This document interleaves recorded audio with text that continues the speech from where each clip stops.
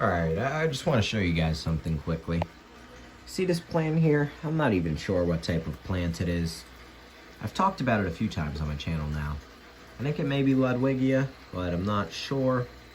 I got it for free. I was buying a Amazon sword, and the kind worker just threw a little strand of leaves into the bag, you know, trying to be nice. It looked a lot like this. It was about this size.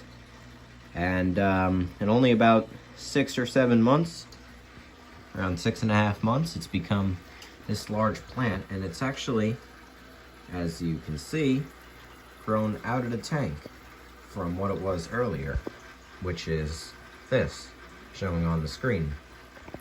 So I think that's pretty cool and all, and I really love this plant, and I don't want to hurt it or kill it, but I haven't had too much success with plants in this tank other than my Anubias. As you see, these big guys tend to just pull up plants, but I'm thinking if I could snip off a little bit of this and maybe put it under one of these large rocks, it could grow really well and fill up some of the height in that large aquarium. So does anyone know if I would be damaging the plant to cut off maybe 4 or 5 inches? I'm not sure. See my bumblebee catfish in there. He sure likes going through these roots.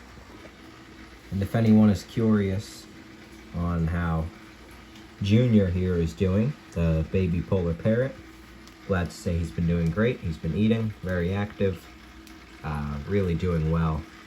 And him and the large guy have been getting along just fine. I really didn't notice, but these polar parrots aren't as aggressive as I thought they were. When I first bought them, I thought that they were much more aggressive than I know that they are now. Reality is, they're only a little bit nippy if something is aggressive to them. If it's like these loaches or this little guy where it just leaves him alone, he completely gets along with it. And I added this narite snail into my fish tank here a couple weeks ago. I haven't seen that guy in a few days. A little bit concerned. You know, I know he likes to climb out of the tank a lot because he's an narite snail, but I'm just hoping that he's doing okay. He has tried to escape the tank a few times now, and I used these clamshells to try to prevent him from doing so.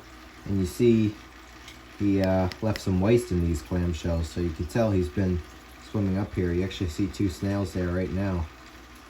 It's good to keep them in the tank. It's actually one of my favorite things to do. You know, when you have these gaps in your aquarium lid, I like to take an old empty clamshell from the beach or from stuffed clams and rinse it out, put it here. It does a much better job than cardboard, as it doesn't just disintegrate when some water touches it. Alright, well, that's going to do it for today's video. Hopefully you guys enjoyed it, and I'll see you in the next one. Goodbye.